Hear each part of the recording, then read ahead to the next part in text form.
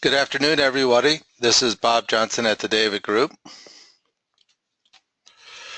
and thank you for attending our webinar, Employer Branding for Talent Attraction.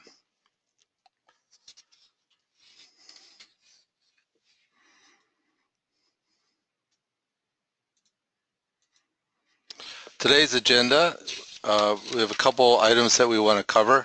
Again, our format for the webinar today is our typical format, which is we like to keep these around 30 minutes. I did a dry run earlier and actually recorded that, so if there's any problems, we'll actually have a recording of it. But again, we like to keep this to 30 minutes.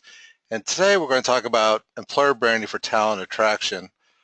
And we're going to look at a couple different things. First, we're going to look at the importance of all-way brand alignment.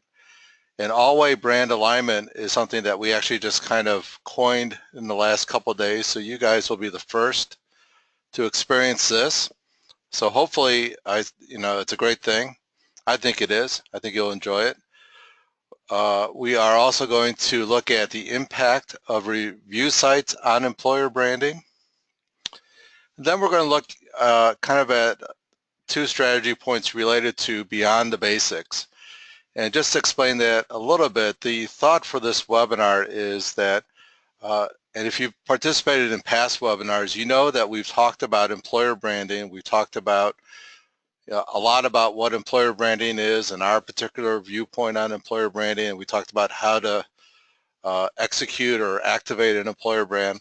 But what we wanted to do today was really dig a little bit deeper, and thus we came up with the all-way brand alignment, and that ties into some review sites. So we'll talk about strategies and at the end how we can kind of go beyond the basics.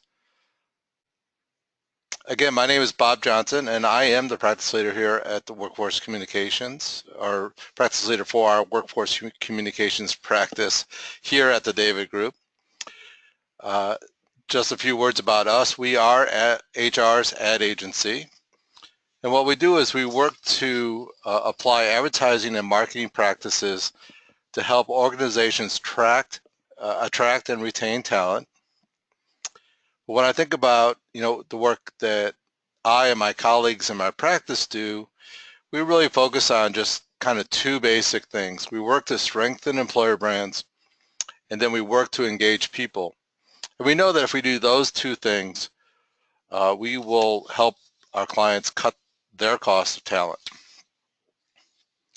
So if we're ready, let's just jump right into what we now call all-way brand alignment. It's not easy to say, so we'll have to tread lightly here. Let's start with a little bit of insight from Dave Ulrich, who points out that the full value of talent comes from how talent choices affect those outside the organization, not just inside. And this is great insight to kind of tee us up for what we want to talk about, because I think what Dave's talking about here is the sense that if you hire great talent, it not only produces great results in terms of higher productivity, more engagement, but it also affects those outside of the organization, meaning customers or clients and other stakeholders. So, and that's really kind of important to our discussion today, because we want to look at kind of aligning the brands, and we're going to bring things together. So this is a good segue into kind of the premise for this section. And so this is kind of our premise for the all-way alignment model. And essentially what we're seeing is we see a two-step alignment process. And this is what we mean by going beyond the basics of employer branding. So first, we think about alignment in regards to aligning your employer brand to your everyday experiences. Second, we think about the alignment of aligning your employer brand to your external or corporate brand. And finally, if we do those two things, we believe that we not only will have a stronger employer brand, we will not only have more engaged employees, but in fact, we will have a greater level of engagement and interaction with our customers or clients, given on the type of company you are. But as always, and again, if you've been with past webinars of mine, we always like to think about a focal point and then what's the villain, what's in our way that we have to overcome. And so in this sense, our worry here is thinking about blurred lines. And what we mean is that we feel that there's a new communications paradigm that is blurring the lines between distinct enterprise experiences. And what we mean by distinct enterprise experiences really revolves around, if you think about the experiences, we all know and talk about every day, all day long, candidate experiences, but there are other experiences that your organization has, whether it's a customer or a client, a vendor, and what we're seeing is that there's a blurred line between all these experiences, and we'll get into that in a little bit. But the result of these blurring lines is that they impact our connection with our candidates, our current employees, and our customers. And when we try to define what a blurring line is, we look at it as being the melding of individual behavior and experience expectation. And let's go into that just quickly so we could kind of give you a better picture of what we're trying to say here. So individual behavior. What we mean here is that we're talking about kind of the behavior that individuals have in today's modern kind of communication world, something that we all have to kind of wrestle with. But I think we know this. We're in a world of instant investigation where people go out and validate any notion that they have. You get a notion and you go out and you investigate, you validate it, and in that process, you begin to form your perceptions, and in forming your perceptions, these become your beliefs about that topic. And it's happening very quickly, instantaneously. And we think that the result of this is that what we touch, or what we'd say what we digitally touch, is really what we see, and thus what we believe. Just as to expand on this a little bit, I was very fortunate on Sunday night to have dinner with two nieces and a nephew. We all went out together, but one had just graduated from college, the other is in college, and the third is in high school. And it was so much fun, but part of the fun was we each have our phones out, and anytime any one of us, mentioned something, boom, we're all kind of like searching it up, getting more information, using that in the conversation. Well, that to me is just an illustration of what we're talking about here. This is kind of the new communications paradigm, and we've talked about this in the past. But there's also an experience expectation. So it's not just the gathering of information, but it's the way in which we gather it that's going to impact us as well. We all have kind of a heightened experience expectation in almost every interaction now. Some might say back a couple of years ago that this is akin to the Amazon effect, meaning that, and it wasn't that long ago, but it feels like ages ago, Amazon really perfected the user interaction, and that really became the model. And it's still pretty good, though I think that there are a few better ones. But this is what we expect. And what happens is, when we don't have that experience, when we aren't connected that way, if there are inconsistencies between, say, one platform and another, this causes us to pause. It causes us to kind of, subconsciously or even consciously, have questions about what we're getting into, and that process kind of has an effect of what we call is slows the flow. And because we're now getting so accustomed to great online experiences, digital experiences, we're beginning to have a low tolerance for a poor user experience. And I hate to say it, a lot of us, myself included, our attention spans get even shorter. So what happens is that if we come across, if we're going into various platforms within a certain entity and the user experience is different, or if they're not aligned, chances are we may actually drop out. Think a lot, we certainly know a lot about candidate experience. If our application is too cumbersome, if it's we're asking too many questions, it takes too long to load up, we know that candidates drop off. Well, the same is true for commercial sites. If you're a retailer, you know that people sign up, and if they put something in the cart and it doesn't, it takes too long to check out, you kind of lose interest, and there's a good chance you're going to drop out of it. So these are kind of the villains that we face. But let's talk for a few minutes about the two steps in terms of our all-way alignment that we've already showcased. So the first step in our two-step process is thinking about aligning employer brand with employee experiences. And again, if you've been part of our webinars before, or if you've heard us speak about this, this might be a little bit redundant, but we're kind of passionate about this. We know that an employer brand is the employment story, but our belief and our positioning is that it's a story as told by everyday employee experiences. And we know that if you want a stronger employer brand, we need to validate our messaging and our images to those everyday experiences. And we do so by asking them.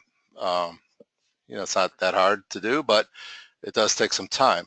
So here's our first step in alignment. Let's align our employer brands to our employee experiences, thus making a very strong employer brand. The more you validate, the stronger it is.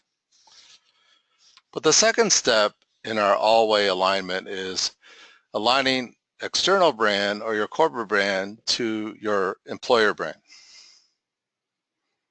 Among the things we might ask is, do the brands align? And when we ask that, what we're talking about is, are we using the same emotion or value propositions or branding elements to engage and reassure and actually connect both external and internal audiences? And what's really kind of interesting is we're not only talking about connecting those things to each other, but also connecting to the enterprise. So, and we'll get into that in a second. There is a bit of a payoff to this, though. So there's a little bit of science here. The branding firm Lippincott did a study a couple years ago, and what they found was that companies who focus on strengthening the alignment between their consumer and talent brand had stronger financial performance. So that's just a little thought to keep in back of mind as we begin to think about this stuff. So here's where we get into the real kind of fun part of this. We've talked about our two different steps and two different versions of alignment, but what happens if we take each of those and contrast them to each other? So as you can see here, here's our model. And on one side, we have the employer brand alignment to external brands. And on the other axis, we have the alignment of our employer brand to employees' everyday experiences. And so we took this matrix and we started thinking about it, and we started kind of filling in each quadrant. So let's start with the lower left-hand quadrant. And this is where it's kind of, obviously it's weak. It's kind of a hot mess if you're in this phase. The brands are not aligned. And at the same time, your employer brand is not really validated. So the potential risk here is that employees and customers are not engaged. They're not connected. They're not connected to each other. And we kind of foresee that companies who are in this state are generally kind of more in a transactional relationship. In other words, very short term, there's not a lot of engagement, that kind of stuff. If we look at the upper left quadrant, we kind of deem this as being an unfounded story. And the reason we think that way is because in this instance, companies that are in this kind of realm, their brands are aligned, but the alignment to the employer brand, the employer brand isn't as strong. So, even though the brands are aligned, we may be telling either a false narrative or an incomplete employer brand story. And that has some risk to it because what we feel is that we're going to risk lowering engagement, and we're also going to risk higher turnover. And this is due mostly to our thinking related to a see-told model, meaning I'm told stuff about us, I'm told about how we do great things, and I'm told about other attributes about us as a company, both externally and as an employer, but I don't see those things. Those things aren't connected. And what we also think about is that the customer experience isn't reinforced either. As an aside, we do have a matrix that's similar to this related to the see-told model. I'm not going to share it now because I don't want to over matrix you, and it's not as relevant, but I did include it in the back of this presentation, so when you get the PDF of it, you'll have that slide to look at. When we think about the lower right-hand quadrant, what we're seeing here is that it's really kind of a disjointed story. We see that the employer brand is validated, but it's not really connected yet to your external brand. Our risk here is that our employees may be a little confused.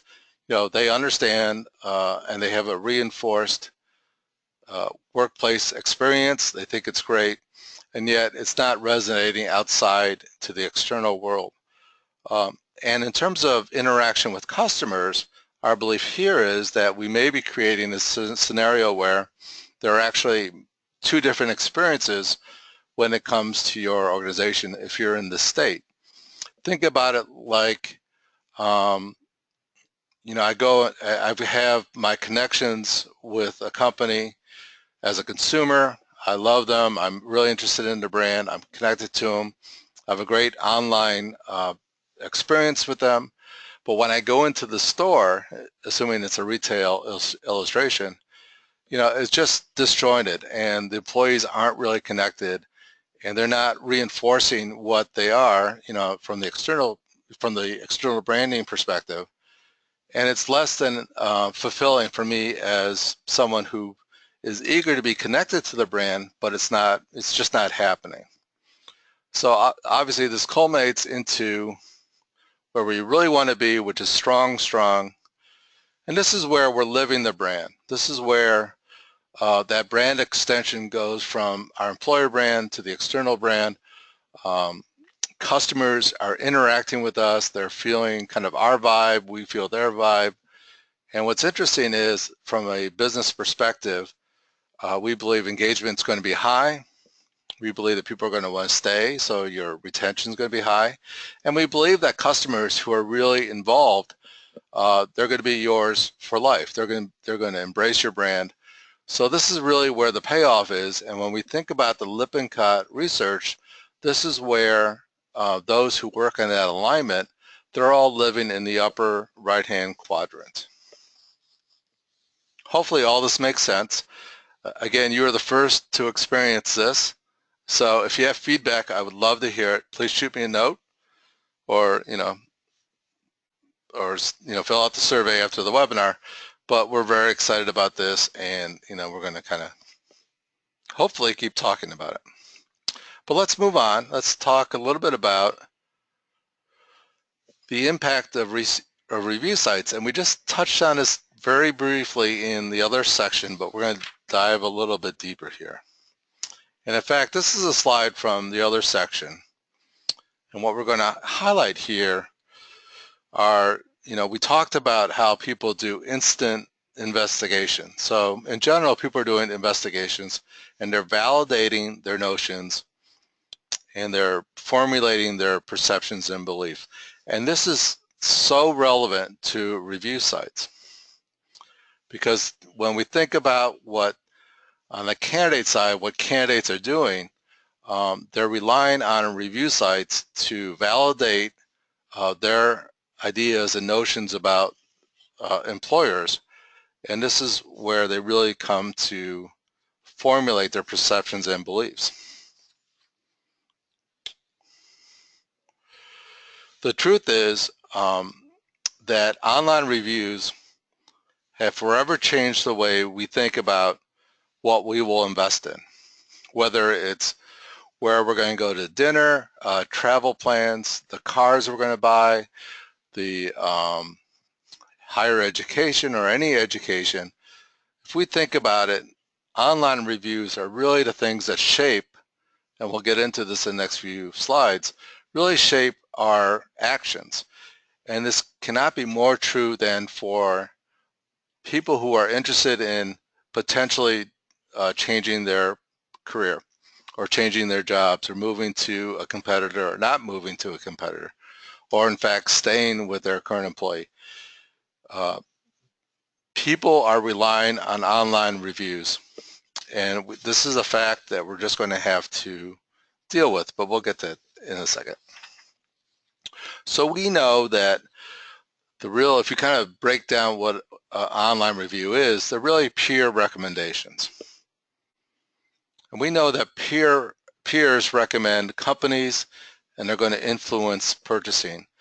And one stat to share with you is that 75% of us are going to rely on our conversations with our peers to help us either make decisions, overcome concerns, be updated about risks, and also, and not included in this, but I would assume that they're going to help validate beliefs that we have. They're going to help shape our passions and shape those things that are positive. So it's not just about concerns and risks, but it's about the point that peers are going to influence what we think. Further, we know that peers and employees are more credible. So there's a PR agency called Edelman PR, and they do a global trust barometer every year. And what they found was that a person like me, meaning someone who's just like a peer of mine, is more trusted than an employee, though an employee is still pretty well trusted. But both of us, a person like me and an employee, is more trusted than the CEO. So this is important for us as we begin to think about crafting our messaging, particularly on the recruitment side, as well as on the internal communication side. We want to make sure that we're crafting stories and monitoring stories out there, particularly on our review sites, that are generated and come from the opinions of our peers, because our peers and our fellow employees are more credible. Deloitte also looked at this, and this is kind of interesting. And what was really particularly interesting for me is the note that the friends and family actually rates just as well as customer reviews. So when we think about it, we're going to go out, we're going to make a purchase or something, and we kind of ask advice from our family, our friends, what do you think? But I'm going to weight just as much customer reviews, and which is kind of interesting because when you think about customer reviews, and I play golf, so I buy golf equipment online, and you see the customer reviews, and in the back of your mind, you're kind of wondering who wrote that, where did it come from, is that just from the company itself? But it doesn't matter, because what the studies are showing is we trust that review just as much as we trust input from our friends and family, at least according to this one study. So what that leads us to is thinking about, and again, this is a slide we saw before, really articulating the fact that what we digitally touch is what we see, and thus what we believe.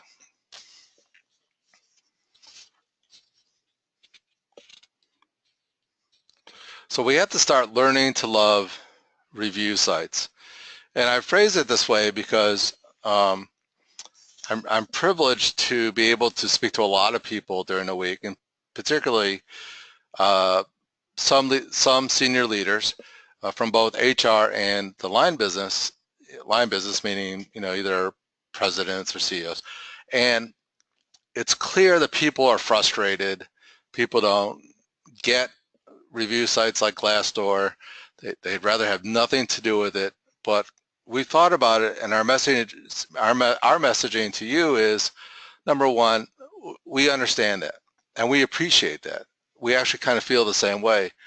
But we have to learn to love our review sites because, they're not going anywhere. And as we just saw in the past few slides, they play a very important role in what we do in terms of talent attraction and retention. Here's some good news, though, that 96% of job seekers say it's important to work for a company that embraces transparency, while 69% of job seekers say their perception of a company actually improves after seeing an employee respond to a review. So what this is saying to us is that the more you engage in these platforms, the more you'll connect, because job seekers are looking to connect, and this is one way to do it. So what this really culminates into is what we believe is the truth about review sites. And the truth is that whether if you hate or love Glassdoor or Indeed or other review sites, the fact is the decision has already been made. If we're in the attraction and retention business, and we are, and I think most of you online with us today are, then we have to embrace review sites. And we have to then manage those review sites as we would manage our online presence anywhere else digitally. This is kind of an important thing. And again, there's what I feel in my conversation is that there's a good amount of disdain for firms like Glassdoor, and our message is we get that, but we need to move on and we need to fix these things. As an aside, I'm thinking that we may do a webinar solely on working with review sites in terms of, number one, understanding them, and then number two, how to manage that presence. Let us know if that would be of interest. That's actually in the survey that you'll receive after this webinar, and if you guys are interested in that, we'll be glad to address that issue.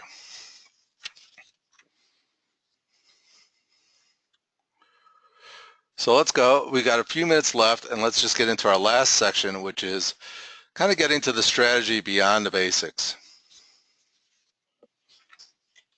So here's kind of our strategy, which is kind of we're going to dig some, then we're going to align a little bit, we're going to dig some, and then align some more. But really the strategy is twofold. Let's become evidence-based marketers. And number two, let's, as we talked about, align our experiences. So when we think about becoming evidence-based talent marketers, what's really critical here is that we need to do our homework so that we can understand better our audiences. And we have to then take that understanding and validate it to make our talent marketing messages even stronger. And the way we do this is we're going to think about immersing ourselves in any data that we can, mostly HR, but also marketing data if you could stomach it. We're also going to think about validating, again, those experiences, and we can do so through focus groups or interviews, any mechanism that we can use to make sure that we're connecting with our employees. And one final note for this part of the strategy is, we want to make sure that we look at the recruitment data, and I carved that out because oftentimes when we're talking about HR data, sometimes, well, at least with some of my client organizations, those things tend to be a little bit siloed.